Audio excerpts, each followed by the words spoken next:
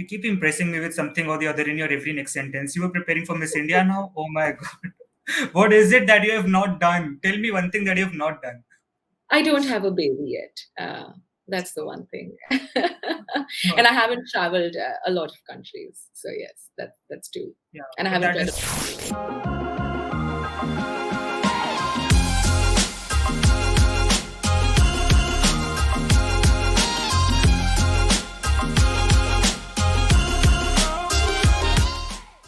Hello, ladies and gentlemen, and welcome to a brand new Seco one-on-one session.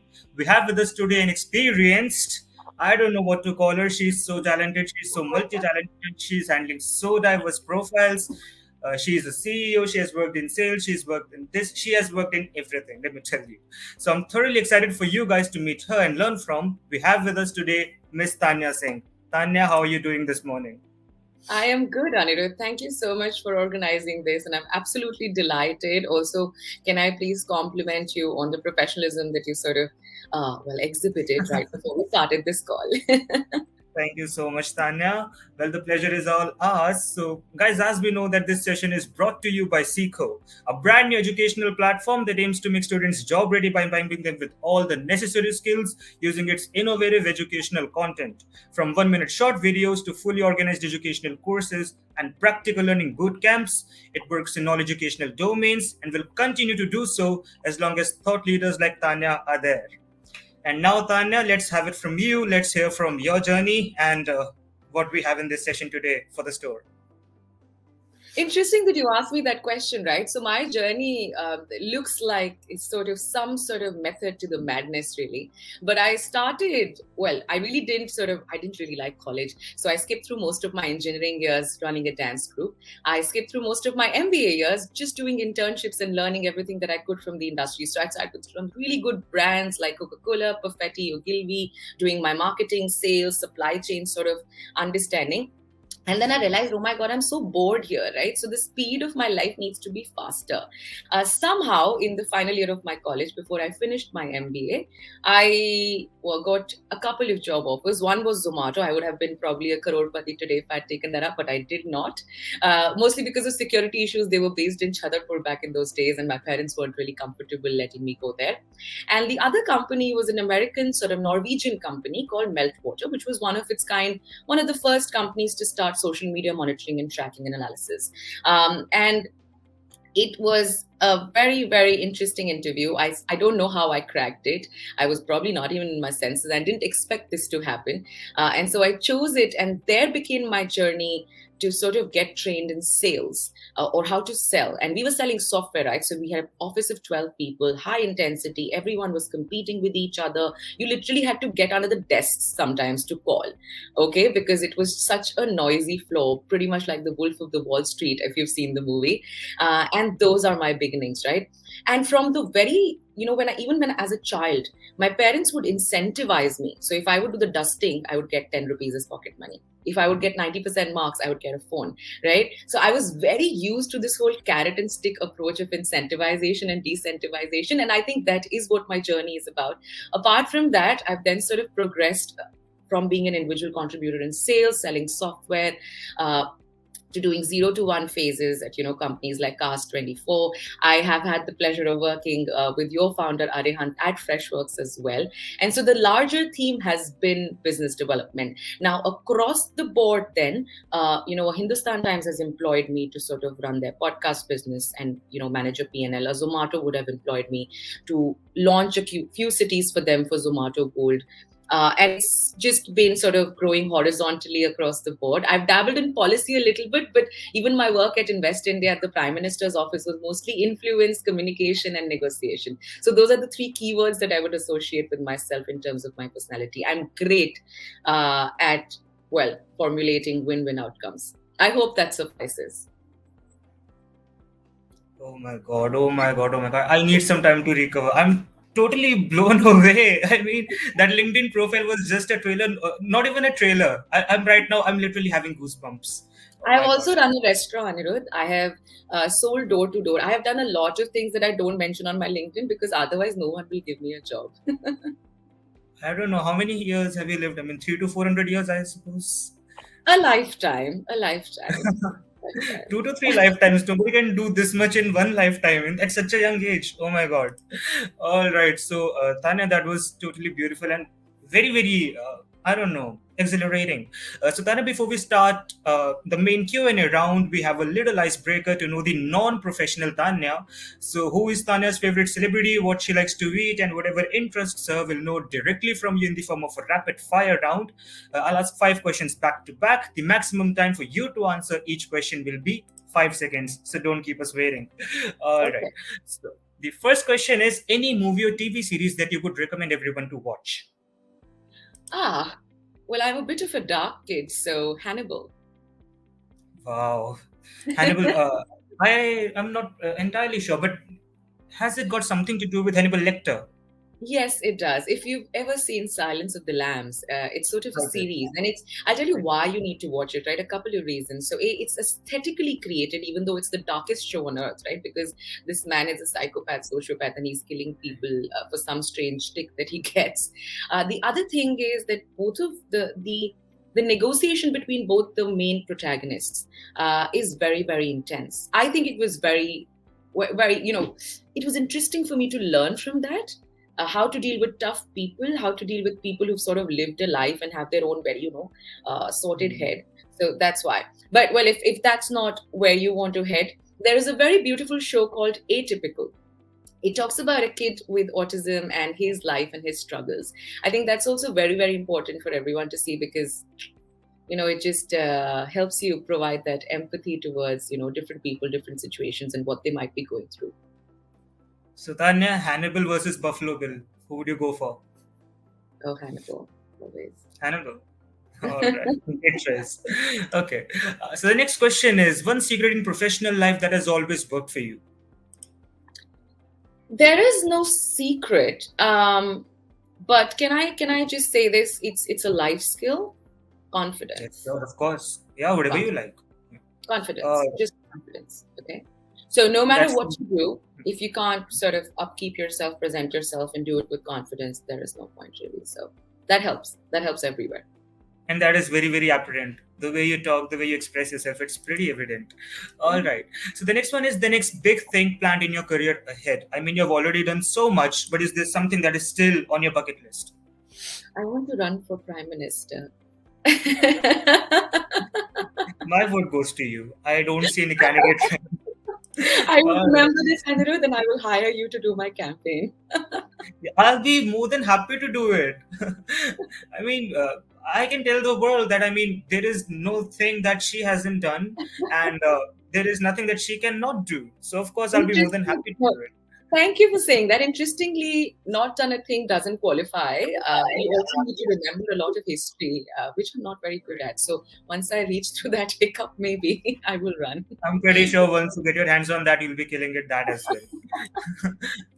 All right. So, Tanya, the fourth question is your favorite personality in the corporate world that you would love to get tips from. I'm not sure if this qualifies as corporate world, but Obama, Nelson Mandela, and I'll tell you why. They're very captivating speakers, and whether it's in the corporate world, whether it's in Bollywood, no matter what industry you're in, right? Influence is a thing. To be able to get the amount of people, those amount of people to follow you, and to be able to speak to all gradients of people is a skill that I really, really value. And I think articulation is the magic of communication, right? Listening and articulation. So both these speakers are, I think, top of their game when it comes to just being non-obtrusive, being very sensitive towards other people, and just getting their message across. So Totally agreed. Very inspiring personalities. So, the last question from the rapid fire, Tanya. Describe yourself in 3 words. I mean, I guess you've already done that, right? Let's change this a little bit. All right. It's your last day. What's the first thing that you'll do? oh, very interesting question. Very interesting question. I'll still answer the first question. So I'll use one word. I am crazy. That's what people call me. It is crazy, Tanya. They don't know what I'm going to do next, which is the whole point. And if it was my last day, I'm actually living quite the life that I want right now. So there are 5 things that I do in a day, which I never sort of give up. So one is I wake up in the morning and I write. The second is I dance for 30 minutes, 5 minutes, 15 minutes, doesn't matter, but music and dance is what I start my day with. The third thing is I end up eating one fruit. And I love eating fruits. For some reason, it's the best natural sugar. I probably have unbalanced levels of sugar because of that, because of too much fruit consumption. But the way it makes me feel is just amazing. And I'd call my parents for some strange reason. I'm 32 and that's still stuck because I think I owe pretty much what I know about the world to them. Not for the last 10 years, but for the first 20 years. What else? And the fifth one I can't tell you, but those are the 5 things or the 4 things that I do in a day. If it was my last day, that's about it. Nothing fancy. You and I are alike on many, many counts. I mean, I also love music, I also love dance. So, who do you follow for dance, Tanya? Also, it's interesting that you asked me that question. I'm actually a trained Bharatanatyam dancer, and like I told you, I skipped through 4 years of my engineering college running a dance group with this lady called Tapsi Pannu. Mostly it is Bharatanatyam, it is street style, and it's a couple of hip hop. It's very difficult for me to follow people. I'll tell you why. I think most of us, once we get self-aware, right, we can emulate or probably look up to people who inspire us, who can be our mentors or external coaches. But wanting to become them is not my style. So what I instead do is that I pick up 5 or 6 people as external mentors all the time who have skills that I do not possess to get an understanding of their worldview. What that helps me do is that helps me grow, that helps me, probably understand a lot more about other people and helps me, take forward those conversations. So that would be my answer. Sorry, I couldn't give you a name. The way you look at this world is really different. The way you look at this world, and it's really, intriguing. I also want to be like you. I don't know. I'm influenced so much. Be like yourself. Don't be like me at all. Maybe I'll help you with it. I always like to learn from people who are, I believe, far better. And I believe, this is something that I should also have. So I believe that, that there's nothing wrong to learn from people who are doing better than you, who are actually better than you. And there are some things in me that I believe that can definitely be improved if I imbibe sort of some of the skills from some other person. Yes. So you are definitely one of those people. So proceeding to the main Q&A round, Tanya, we have some questions for career in sales, and we have some questions on career in monetization and growth. So the first question from career in sales is, what is inside sales and how does the role vary across industries? Right. So inside sales, interestingly, and I'm not sure if you remember the time that we used to have telecalling or call centers, right? India was an outsourced BPO, KPO hub. But inside sales is simply just doing sales remotely. I mean, these jargons keep getting exchanged across the sales profession, for the longest time. Let me tell you the difference. In a typical sales cycle, right?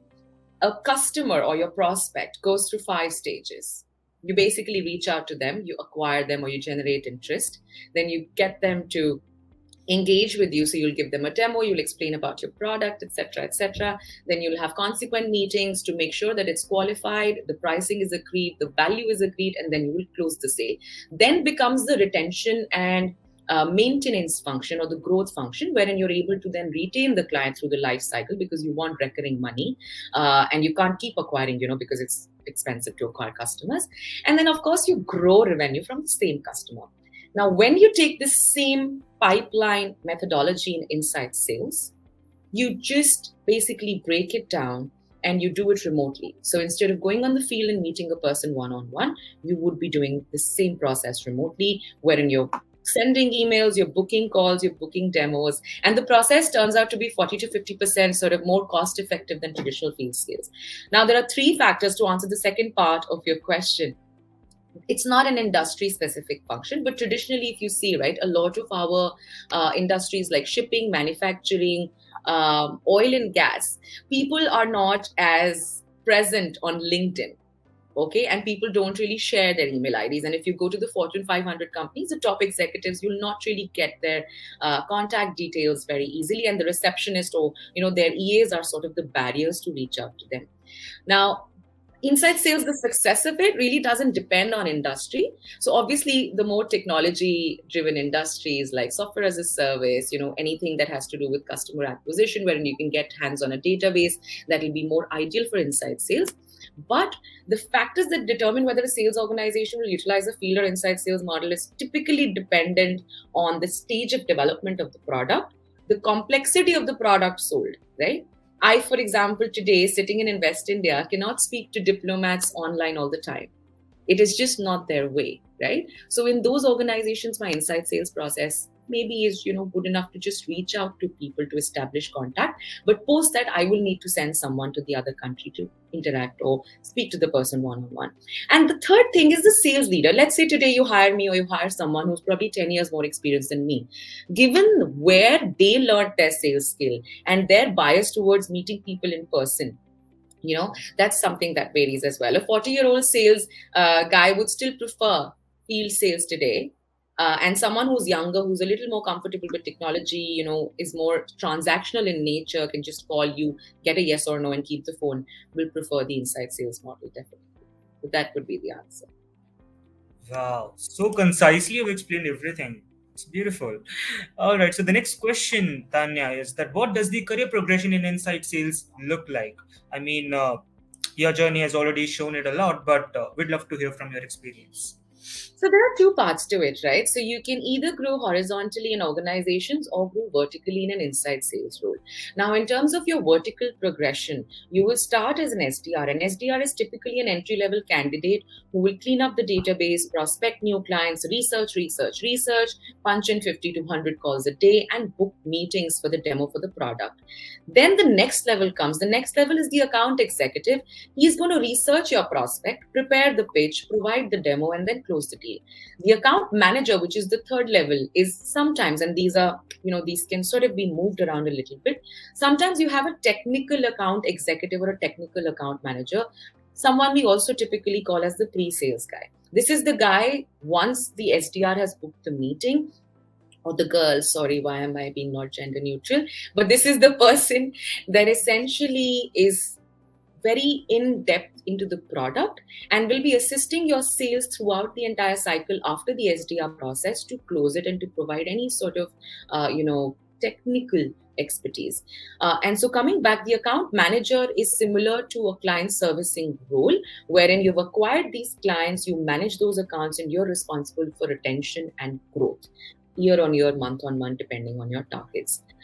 Now, apart from that, your progression, you can sort of grow horizontally, wherein you start with a particular product or suite of products, you grow in depth or expanse of the number of products that you're selling, or you grow in the number of cities or the P&Ls that you're managing, so you have geographies. And then, of course, it's team building that you do at all of these three layers. So you could be an SDR specialist running a team of 10 to 50 people who are based, in different parts of the city. You could be an account manager having a 10-member team, having about 100 clients, with a revenue of 4 CR on your behest, etc., etc. So that's how the role typically goes. Tanya could have also been a very, very good teacher. The way I am. I do teach this. Yeah, I mean, you can be a very, very good corporate trainer, and people would love to learn from you. The way you express things. I mean, I've done around 25 to 30 one-on-one sessions till now, and this is going like one of the best. The best. Anirudh, I am poaching you after this conversation so that we can build my business, okay? Yeah, sure. Of course, please. If I am that capable and if I possess that ability. Don't worry. Everyone's capable. Don't worry about that. Go on, please. That's the compliment of the day. Okay. So the next one, Tanya, which are the emerging roles in sales and marketing and which will become pivotal in the future? Okay. So before I divulge into that, let me clarify where the marketing process starts and the sales process starts, right? So when we were talking about generating awareness about who you are, right? So today, let's say I've opened my company called iDevi Consultants, and I want to reach out to people and say, hey, this is what I do. I help governments, enterprises, and startups in expanding their businesses globally across various levels of the sales cycle. I will spend time networking with the right people, with my clients. That's awareness to create a recall. I will probably do some PR to create a recall. I will basically build a brand persona around my brand. And that part of creating awareness and creating that recall in the customers or your target segment's mindset is marketing. The second part is sales, which then I told you, sort of goes from the post awareness part to your SDR function, or, meeting prospects, to closing them, to growing them, to retaining them, to growing them, right? Typically. Now, to answer your question, if I split the roles in I would call digital sales and marketing, with the marketing function, you call this function growth hacking. You can have a digital marketing specialist, you can have an e-commerce specialist, a head of digital or digital marketing consultant, a CMO, etc., etc. In sales, these same roles are called customer success specialist, sales development representative, your business development representative, your partnership specialist, your chief commercial officer, enterprise account executive, and those are the kind of jargons that go around, right? But the function remains the same. So if you think about how the digital economy will evolve, your traditional marketer who used to have a budget to put down 5 ads in a newspaper now does the same function in SEO and SEM. Okay? And that is called growth hacking. If the same person is again spending budgets on Facebook ads or Google ads or Instagram marketing, any sort of budget spend on creating awareness or creating the brand persona, those are the kind of roles that you will have. And they mostly get classified as digital marketing, growth hacker, and marketing specialist, or SEO, SEM. And that's the whole umbrella of digital, really. In sales, the traditional sales guy or sales consultant, or maybe, there were different interchangeable terms used in typically traditionally. They've now moved to being called sales development representative, account executive, sales consultant, etc. The role remains the same. The platforms have changed, the terminology has changed, and hence the future is here. So it's not that you're doing anything different, it's just that you're interacting virtually now with the client, with your team, instead of doing this in person. So the terminologies have changed. That's about it.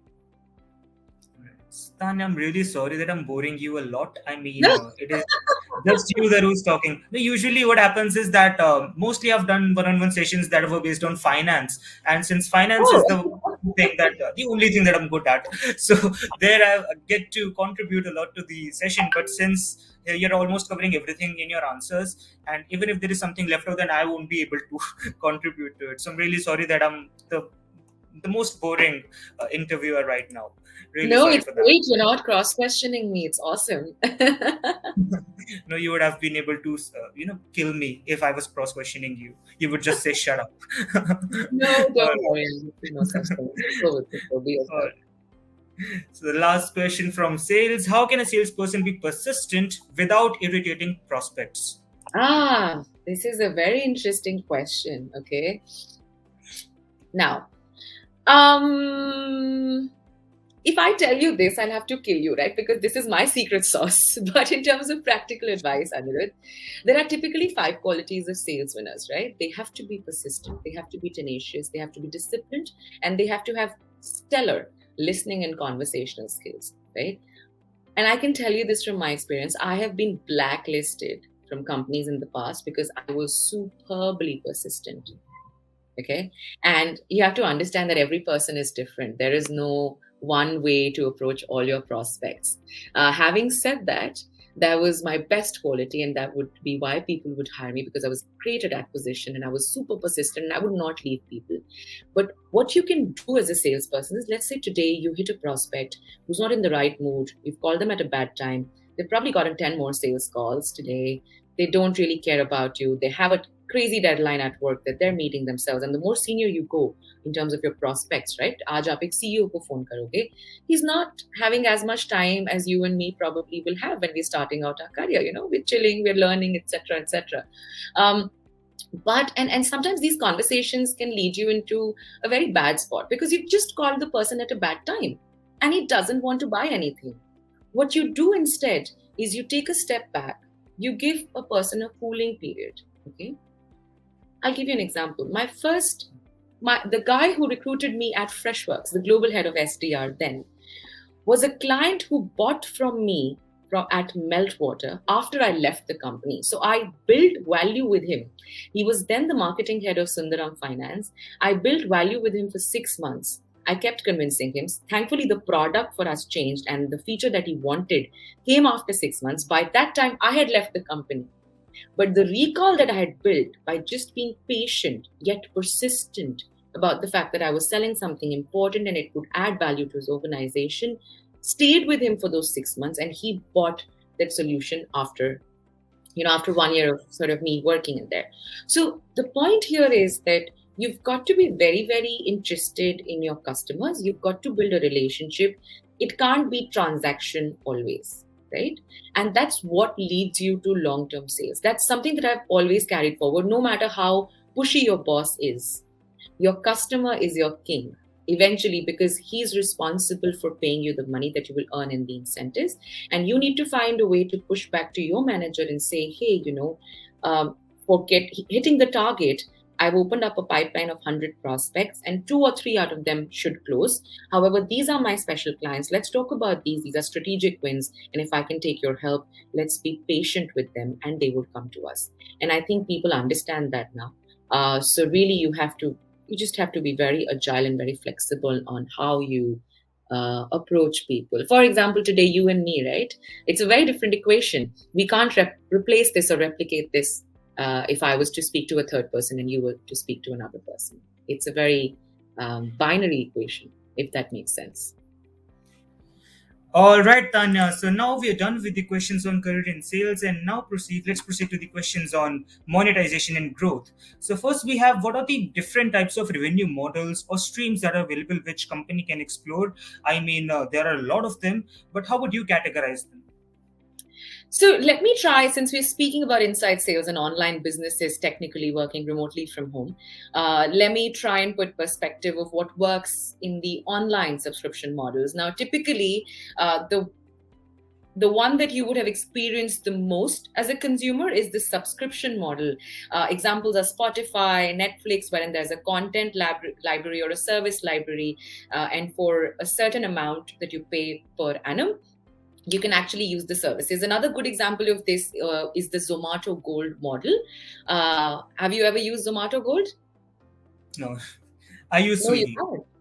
Oh, you use Swiggy. Does Swiggy have a premium model wherein you get some sort of rewards or discounts, etc. if you pay for it's called Super Binge. Yeah. Okay, yeah, exactly. So there's membership models, right? Subscription models are typically membership models. You'd have that in content business models. You'd have that in software as a service, etc. They're not very traditional models, but you'll also see a lot of the knowledge services industries use subscription models like the GLGs, etc., which basically provide research reports. In fact, today, if you go on the Hindustan Times or the Economic Times website or Inc. 42, earlier you used to pay a monthly cost for a newspaper. Now you pay an annual cost or a monthly cost, and you can read a certain number of articles. So that's a subscription model wherein you pay for a membership. You want to be part of a cohort. You want to use this service continuously, and hence is where you pay that. The second model is the traditional ad sales model. Now, whenever you sort of put up an online website of any sort, which is offering products or services or content, right? A very good example of this is also Amazon. I mean, Amazon technically is a super app.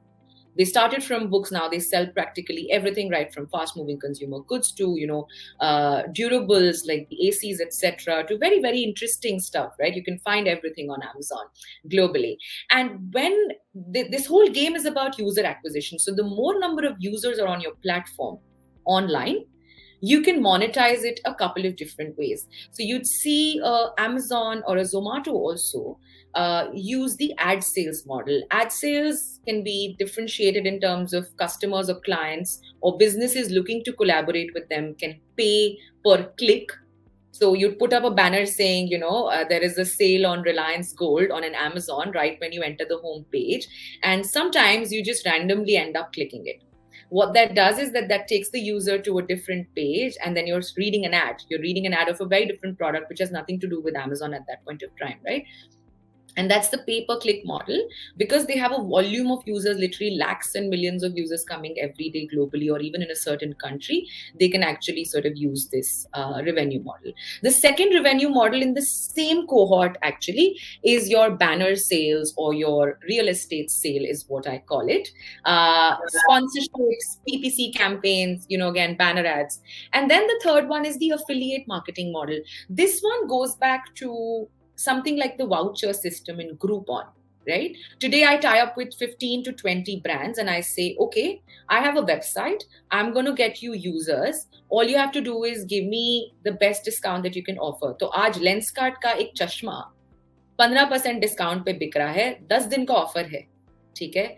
जितने भी users उस पर click करेंगे वो एक third party page पे जाएंगे. ये थर्ड पार्टी पेज ब्रांड का या लेंसकार्ट का नहीं है, ये थर्ड पार्टी पेज ग्रुपॉन का भी नहीं है. बट ग्रुपॉन क्या कह रहा है कि आप मेरे से एक कूपन खरीदो और आपको लेंसकार्ट का चश्मा 15% डिस्काउंट पे मिलेगा इतने दिन के लिए. तो वो जो माइक्रोसाइट क्रिएट होती है, वो लैंडिंग पेज क्रिएट होता है, that is done by both of the affiliates or one of the companies, which is Groupon in this case. And that's also an affiliate revenue model. So the revenue is shared in a partnership model between both the companies equally.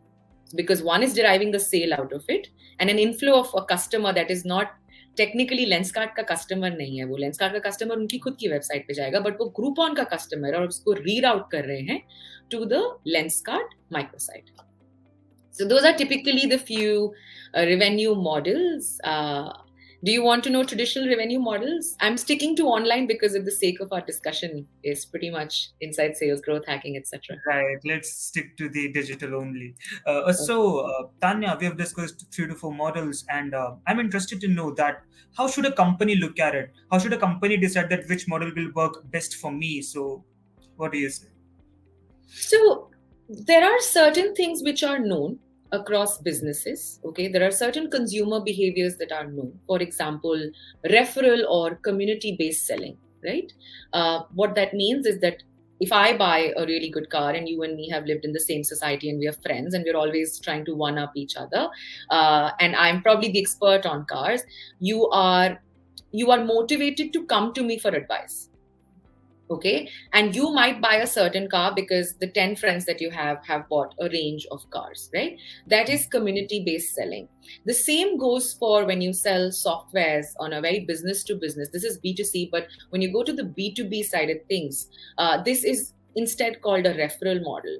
Today, let's say I am a Freshworks user, or I used the service of a company. If I had a great experience, I am 10 times more likely to refer it to someone else that I know over a conversation. For example, Freshworks solves for customer service software. So maybe 5 years earlier when they started, they were playing against Salesforce on price. Okay. So the idea was that we can give you a more flexible software for running your customer service teams and your sales teams, and we can do it cheaper than Salesforce. That's where they started. So when they started, a lot of the inbound customers that they had were small and medium businesses. They were not enterprise businesses, because those take a lot of outside sales effort, right? It's just the way the world is structured. But over time, because of the price competitiveness, and because no one really builds a software for smaller companies, because everyone wants to sort of like land the big deals, get the bigger money, get the largest clients on board, get the best resources. No one was really focusing on that target market. So it started spreading. It's the same as how Instagram spread. It's the same as how Facebook spread, because it's community-led engagement. I give you likes. I'm incentivized to take something in return. Right? And that's how it spreads. So value is not really transactional the way it behaves. It can be about a lot of things. And to come back to sort of answering or giving an example, what is your customer offering? The average time spent by the customer on your website for content, right? Those are some of the input metrics that determine what sort of business model you will use. I will again come back to the Zomato model. Zomato started its business by aggregating restaurant menus online. Okay, no one had thought of that at that point of time. No one was doing it. It started spreading like a phenomenon. Now, what it did was that for a consumer like you and me, you could call a restaurant. Otherwise, you would collect those every time you'd go to a restaurant, you'd collect their menu with a number, right? which was quite a hassle. Where do you store it? How do you sort of work around this? And so everything came online. And so you had one platform wherein you could call and you can just order whatever you want from the restaurant. The next step that they did, and so then when they started having more users on their platform, they started selling it to their restaurant partners in terms of banner sale. किसी restaurant को अगर promote करना है अपना restaurant ज़्यादा, तो वो top notch page पे अपना placement ले लेगा ताकि ज़्यादा users उसको front page पे देख पाए.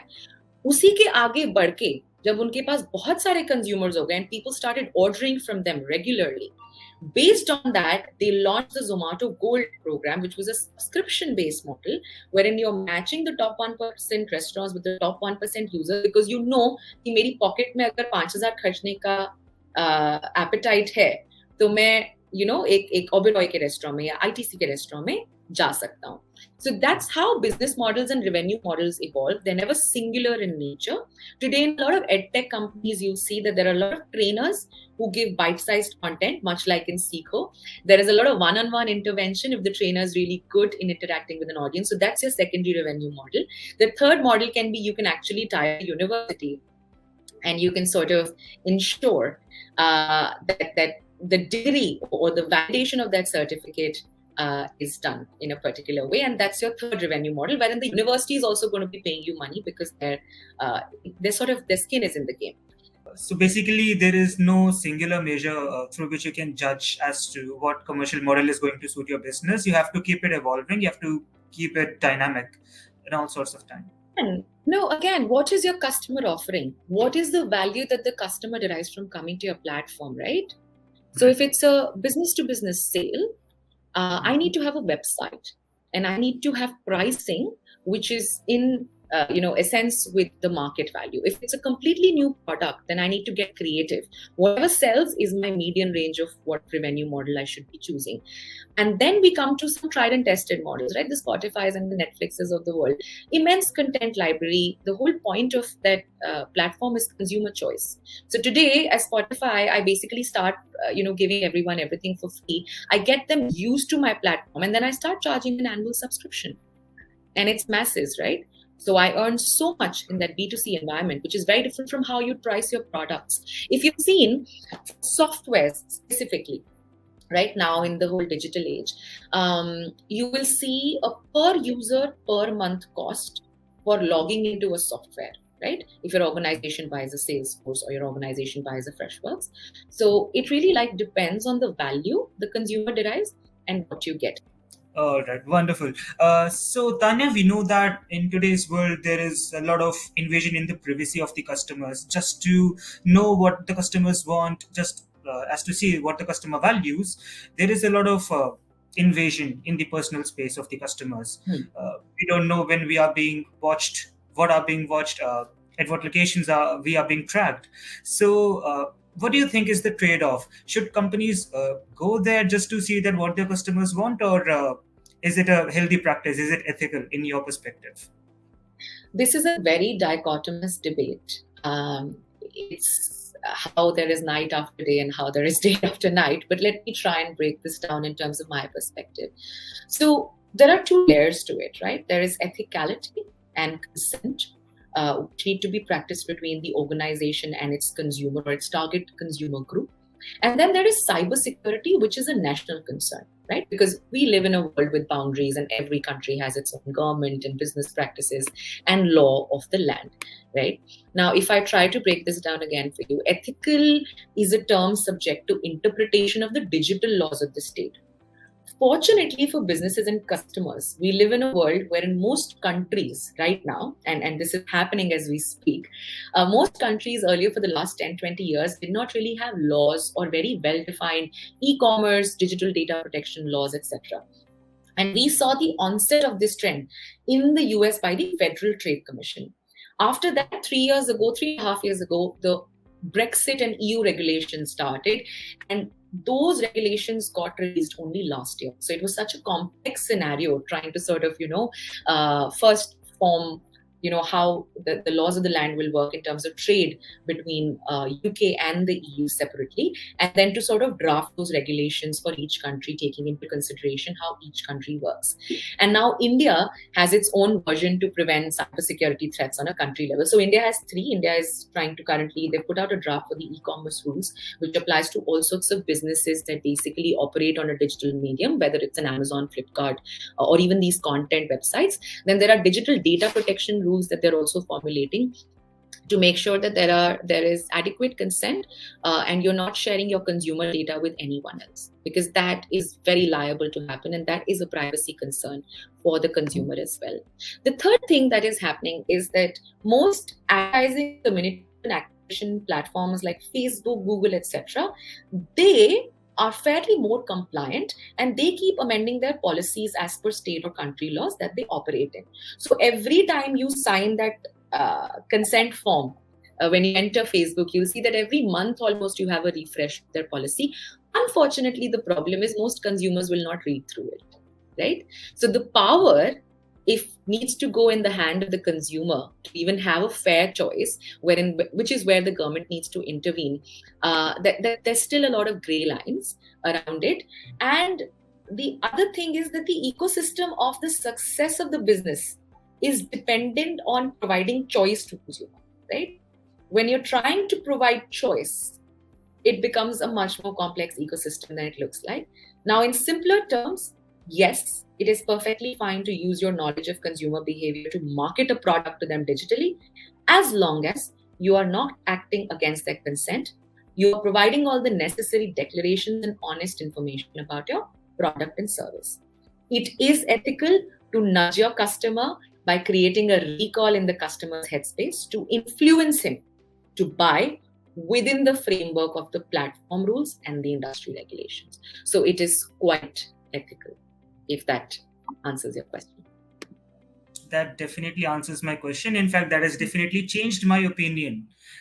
That was really beautifully answered, Tanya. And we are done with the 7 questions, and we are only left with one. And this is a question that our youth is pretty much concerned with. They've come across this term called growth hacker, and everybody is aspiring to be one.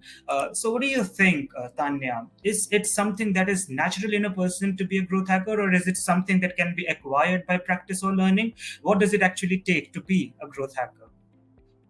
So, look, if with the right motivation and attitude and training, everything can be learned, right? So, most of the things that we interact with are purely science. Similarly, growth marketing or growth hacking is also a science. At its core, it's a lean, data-driven approach aimed at helping organizations to develop a deep understanding of their potential customers and how to find them, approach them, and retain them. If you go back to what we were speaking in the first section of our chat, right? I had defined how growth marketing and awareness creating is different from the sales process or the inside sales process. And technically, it can be learned by applying with different nature of businesses, what works for you. There are absolutely no rules apart from the platform rules and what you're working on. Let me give you an example.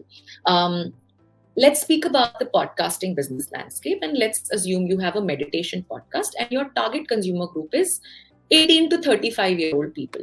Why you want to cater to the 18-year-old people? Because you want to probably have your business run for the future generations. And you do feel that that generation is a lot more adept to buying something of that sort or listening to content. They're also more used to listening to podcasts instead of radio, as opposed to our current generation of parents and other seniors. So how would you do this? Firstly, you would try to find where are your consumers coming or where are they based. In the entire universe of the consumer that you can tap into, you would first think of all the OTT platforms for music. Okay, JioSaavn, Avaz, Audible. There's Hindustan Times also has a podcast now, and you know that these people are coming to either listen to music or they're coming to listen to podcast, and there's Spotify, right? So, firstly, you actually try and advertise or put your podcast in terms of distribution on all of these platforms. That gives you an awareness top of the funnel, right? The second thing is that once you've sort of put your content on all the distribution platforms available which cater to your target audience, now you need to promote it and create a recall value. वो कैसे करेंगे? let's say I pick up Instagram, because I know most 18 to 35-year-olds are very Instagram friendly, okay? And they watch a lot of content on Instagram. So I would try to build my brand persona around my podcast in terms of graphics, in terms of short snippets of audio, in terms of my stories, etc. on Instagram, which is the platform that I use. I would never promote a podcast on LinkedIn unless it's meant for a B2B audience. So I would stick to promoting or acquiring my consumers from all the various sources that they can be present at. Today, if I launch a podcast individually on a streaming platform, which is very small, unfortunately, I'm limiting my audience. Okay. So, really, the science of it is first defining what is your proposition? Who is it that you're targeting? Why are they buying? Are you solving a problem? Or are you trying to nudge them towards solving a problem? Once you've done all the why, how, and what, then you go on to choose whether you do a Facebook ad marketing, whether you sort of go and call your customer, whether you distribute it to a certain platform. And that is really the science. Anirudh, I have a question for you. Do you remember, did you study science in school? Yeah, of course, I studied science in school. Yes. Okay. Yeah. Okay, great. So if you remember how you build a hypothesis and then a theory, it's the most basic formula of science, right? How to get to a hypothesis and a theory. Every method, every skill is actually a process that takes you from a hypothesis to theory. It always involves testing out 4 or 5 or more methods or experimentations with what could be the possible solution. Companies are formed today because we're in the information world. We pretty much know how most business models work, right? Because, well, they're widespread. But back in the day, the easiest way to learn something, or even now for that matter, to create a thought process with anything, any skill, is to figure out the why, what, how, and then experiment with it, see the results, monitor the results, and repeat the process. So it's really an iterative process of science. Tanya, this is what I love about your answers. The question was that is it possible for a person to acquire growth hacking? And you taught the entire gamut of how to be a growth hacker in a minute or two. That is the beauty of your answers. Oh my God. It was absolutely a pleasure talking to you, Tanya. I mean, this has been one of the finest one-on-ones that I've done until now.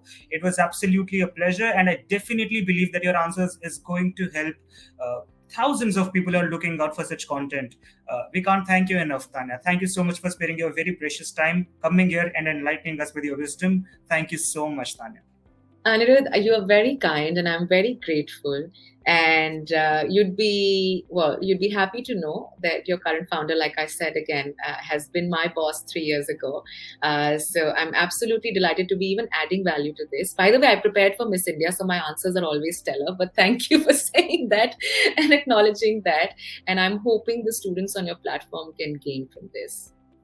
You keep impressing me with something or the other in your every next sentence. You were preparing for Miss India now? Oh my God. What is it that you have not done? Tell me one thing that you have not done. I don't have a baby yet. That's the one thing. And I haven't traveled a lot of countries. So yes, that's true. Yeah, and I haven't read a lot of books. But definitely these things are on your bucket list, right? Yes, absolutely. All right, Tanya, thank you so much. And thank you, Anirudh. You've been a wonderful host. Thank you so much. Thank you so much.